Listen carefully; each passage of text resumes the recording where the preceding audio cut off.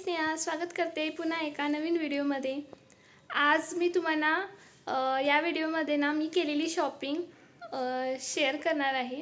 हे ॲक्च्युअली मी offline shopping केले, online shopping केली नाही। ऑनलाईन केली असती तर नक्की लिंक दिली असती। ऑफलाईन शॉपिंग आहे आणि हा मला मिळालेला आनंद हा तुमच्याशी शेअर करण्यासाठी ही मी तुम्हाला दाखवत आहे। आणि आपण कोणतीही गोष्ट ठरवून घेत नाही। आणि माझी फ्रेंड असंच फोन केली होती आणि अगं चल तिथं मॉल आहे ना, तिथं ऑफर्स आले आहेत, बघून येऊया चल। मग मी म्हटलं आता तरी 2 साड्या घेतल्या, आता नाही बाबा घेत मी। परंतु आपल्या बायकांचं मन असतं ना, ड्रेस किंवा साडी बघितलं तर आपलं थोडं घसरला जातो हात तिथं।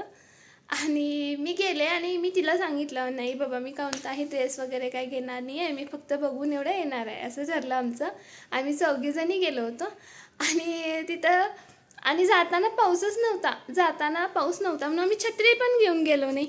आणि त्याच्यानंतर मग तिथं खूप छान अशा ऑफर्स होत्या। मग तिथं आपण त्यांनी आम्हाला दाखवले, तिथं एक साडी आणि एक ड्रेस मी पसंत केला आणि खूप छान आहे, ते तुमच्याशी मी शेअर करते। आणि मग त्याच्यानंतर येताना खूप पाऊस आला आणि त्यामध्ये आम्ही छत्री घेऊन गेलो नाही। तसं त्या मनात तिथं आणि थोडा वेळ थांबावं लागला। मग घरी आलो, घरी आल्यानंतर मग ते तुमच्याशी शेअर करायचं होतं मी कोणतं शॉपिंग केलं होतं आणि हा आनंद मला तुमच्याशी शेअर करायचा होता, म्हणून मी हा व्हिडिओ बनवत आहे। ही एक साडी मी सिलेक्ट केलेली आहे, कॉम्बिनेशन खूपच छान आहे आणि यामध्ये ना ब्ल्यू कलरचा आणि ग्रीन कलरचा आहे आणि त्या दोन्ही बाजूला ना स्टोन्सचं वर्क केलेलं आहे आणि खूप छान वाटलं मला ही साडी। आणि ऑर्गेन्झामध्ये आहे ही सुद्धा साडी आणि ड्रेस ही ऑर्गेन्झामध्ये घेतलं मी आणि खूप छान। आणि काढताना मला हा कलर माझ्याकडे नव्हता, आय थिंक मला हा व्हाईट वाटला होता, परंतु हा अप व्हाईटमध्ये कलर आहे। आणि ह्याला जे जरदोशी केलेलं आहे ना, ते मोतीचे स्टोन नाही आहे, ते ॲक्च्युली मोती वर्क आहे आणि हँडवर्क आहे ते, त्यामुळे मला खूप छान वाटला। आणि ह्याची ओढणी अशा प्रकारे आणि ह्याची ओढणी पण खूप मोठी होती हां। आणि परत अशा प्रकारे हा ड्रेस घेताना यामध्ये अस्तरही होता, मला वाटलं की पॅन्ट पीसचं अस्तर तेवढंच असेल, मग मी त्यांना पन्ना ओपन करायला सांगितला। त्यांनी म्हणाले की नाही हे ड्रेसचंही अस्तर आहे, खूप छान आहे ड्रेस। त्यानंतर मी पुरं जेवण वगैरे केलं आणि किचनमध्ये आले। आज माझं एक महत्त्वाचं काम करायचं बाकी होतं आणि ते म्हणजे आलं लसूण पेस्ट करायची होती मला खूप दिवसापासून। आणि मी ना लसूण भरपूरच आणून ठेवते, 1 किलो असे आणून ठेवते, म्हणजे आपल्याला लसूण आणावी लागत नाही नुसतं बाजारातून। आणि ज्यावेळेला मी आणते त्याची थोडीशी आलं लसूण पेस्ट करून ठेवते अशा प्रकारे। हे पहा, आणि भरपूर जर लसूण आणून ठेवलं ते ती वाळल्यासारखी होते, तुम्हाला त्याचा अनुभव आलाच असेल। आणि आपण आमच्या घरात तरी आलं लसूणशिवाय जेवण बनवलंच जात नाही आणि आमच्या घरात नॉनव्हेजही बनतं, त्यासाठी आम्हाला आलं लसूण ही पेस्ट लागतच असते, त्यासाठी मी बनवते। आता एवढी आलं लसूण आहे ना, त्याची आपल्याला पेस्ट बनवायची आहे। एवढ्याची सगळ्याच्या लसणाची मी आलं लसूण पेस्ट बनवणार नाही, थोडे वापरणार आहे, थोडे आणि 2दा होती ती आलं लसूण पेस्ट। आता त्याच्यातले मी त्याचे 3 भाग करते आणि त्याच्यातली थोडी लसूण घेते आणि त्याची पेस्ट बनवणार आहे। आणि ते मी तर सुरुवातही केलेली आहे आलं लसूण पेस्ट करण्यासाठी। आणि तुम्हाला भरपूर अशा ट्रिक माहिती असतील, परंतु मी हे जे पेस्टल आहे ना त्याच्यावर मी काय करतो, एक असा फोडून त्याची लसूण सोलून घेते, हे असं काम माझं असतं। आता बघा या पेस्टलमध्ये मी 1 लसूण घातली, 1 किंवा 2 लसूण घालते आणि आता आपल्याला त्यामध्ये थोडंसं चेचू द्यायचं आणि त्याच्यानंतर ना आपल्याला तो त्यामध्ये जो आतमध्ये पार्ट असतो ना तो बाहेर निघतो आणि आपल्याला व्यवस्थित ती लसूण सोलून येते। आणि यामध्ये थोडं पेशन्सचं काम लागतं, पेशन्स ठेवावा लागतो यामध्ये, संयम हा फार महत्त्वाचा आहे। आणि हे तुम्ही ज्यावेळेला खाली असता त्यावेळेला करा, गडबडीत करायला गेला तर होत नाही। आता मी थोडी लसूण ठेवून देते आणि बाकीचे लसूणची पेस्ट बनवते। आणि आपल्याला यामध्ये आलं लसूण बनवण्यासाठी लसूण आणि आलं जरुरी आहे आणि एवढी लसूण मी सोलून घेतलेली आहे आणि आलं आल्याचं म्हणाल तर लसूण एवढी आणि आपल्याला आल्याचे 2 तुकडे घ्यायचे आहेत. हे मी दाखवण्यासाठी बनवलेलं आहे. आपल्याला काय करायचं आहे, आलं स्वच्छ धुवून व्यवस्थित कट करून घ्यायचं आहे आणि ते चांगलं चिरूनही घ्यायचं आहे. आपण घेतो ना, जे आल्याचे सोलपाट असतं, जे वरचा भाग असतो तो टाकून द्यायचा नाही. त्याचाही आपण रियूज करणार आहोत. ज्यावेळेला आपण चहा बनवतो त्यावेळेला हे सोलपाट त्यामध्ये घालून द्यायची. यापासूनही चहाचा स्वाद खूप छान येतो. आणि माझे हात पहा खूप चिकटही झालेले आहेत. ज्यावेळेला आपण लसूण सोलतो ना त्यावेळेला आपले हात हे चिकटही होतातच. आता मी इथं आल्याचे तुकडेही कट करून घेतले आणि हे थोडं मी या खलबत्त्यामध्ये चेचून घेणार आहे.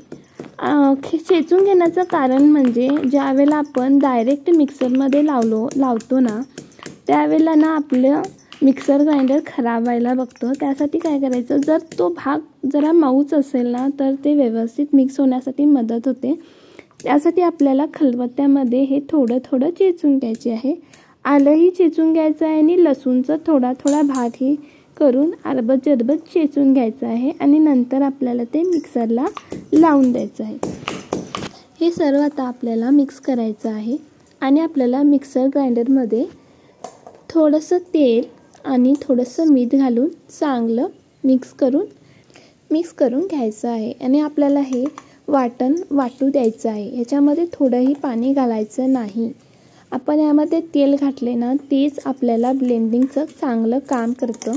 आणि थोडंसं फिरवायचं आणि झालं का बघायचं आणि परत चमच्याने फिरवायचं, पुन्हा ते रिपीट करायचं. अशा प्रकारे तुम्ही कमीत कमी 4 ते 5 वेळा हे ब्लेंडिंग प्रोसेस कंप्लीट करा. त्यानंतर तुम्हाला खूप छान अशी पातळ म्हणजे हाताला तुम्ही असं तुमचा हात घसरील इतकी अशी मऊसूत आलं लसूणची पेस्ट बनवून रेडी होईल. आणि ही तुम्ही घरी नक्की ट्राय करा. ही ट्रिक तुम्हाला कशी वाटली ही मला कमेंट करून नक्की सांगा. आता दुसराही बॅच रेडी करून घेते मी आलं लसूण पेस्ट. आणि आता इथं आमची आलं लसूणची पेस्ट बनवून रेडी आहे. आणि अशा प्रकारे मी ग्लासचं जार घेतलेलं आहे. आपण अशा ग्लास जारचा ही रियूज करू शकतो. ही कॉफीचं ग्लासचं जार होतं आणि हे आता मी क्लीन करून यामध्ये मी स्टोर करून ठेवणार आहे. आणि कमीत कमी 1.5 महिन्याच्या वर राहते म्हटलं तर हरकत नाही. आणि ही मी 33रे वेळेला बनवत आहे.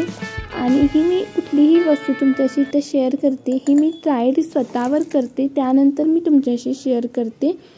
आणि ही तुम्ही ट्रिक नक्की ट्राय करा. तुम्ही ज्यावेळेला स्वयंपाकघरात जाता त्यावेळेला अशी आलं लसूणची पेस्ट बनवून ठेवाल तर तुमचा स्वयंपाक झटपट होण्यासाठीही खूप मदत होईल. आता मी आले वर.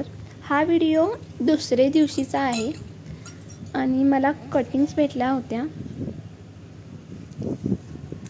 आणि अशी मी माती ऑलरेडी घालून ठेवली होती बुट्टीमध्ये. आता मी त्याच मातीमध्ये लावून देणार आहे.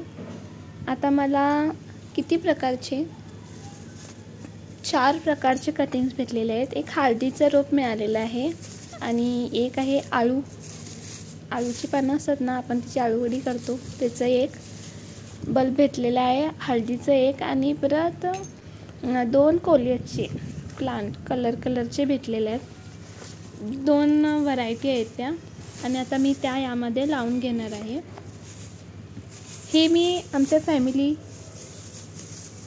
फ्रेंड्स आहेत त्यांच्या घरी गेले होते. त्यांनी मला हे 2 प्लांट्स दिले. त्यांच्या इथं हळदीचं पण होतं आणि आपण जे आळूवडी बनवतो त्या पानाचंही होतं. ॲक्च्युली हे दोन्ही बल्बमध्ये लागतात. जे आपण हळद असते ना ते हळदीपासून त्याला कोंब येऊन ती हळदीचं झाड बनतं. आणि जे आळूवडी आहे ना त्याचं बल्ब्समध्ये येतात. जसं आपण आमरस लिली रजनीगंधा बल्ब्स लावतो तशा प्रकारे या आळूवडीच्या झाडालाही बल्ब्समध्ये येतात. आता आपण हे या बुट्टीमध्ये लावून देणार आहोत. आणि ह्याचं कसं आहे त्यांनी मला सांगितले, आपण एक जरी लावलं ना ते मल्टिपल बल्ब्स होत जातात म्हणे त्याचे. आता बघूया, हे 2 लावून देते मी यामध्ये. आता 1-2 पान जरी आलं ना मला गणपतीपर्यंत तरी बस आहे. आता त्यावेळेला कसं असतं, ज्यावेळेला गणपती येतो ना, आपल्याकडे गौरी बसवली जाते त्यावेळेला आळूचा हा मान असतो.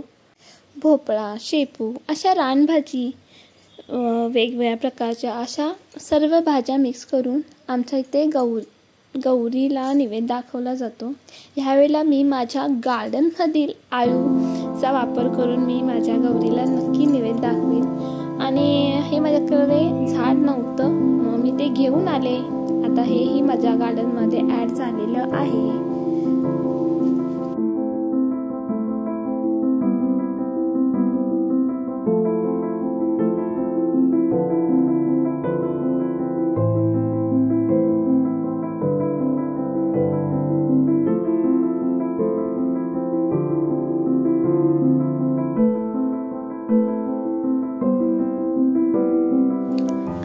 इथे मी कोलियसचे 2 व्हरायटी लावून दिलेली आहे आणि इथे एक ॲलोवेराचं छोटंसं प्लांट आहे आणि तेही ग्रो होत आहे.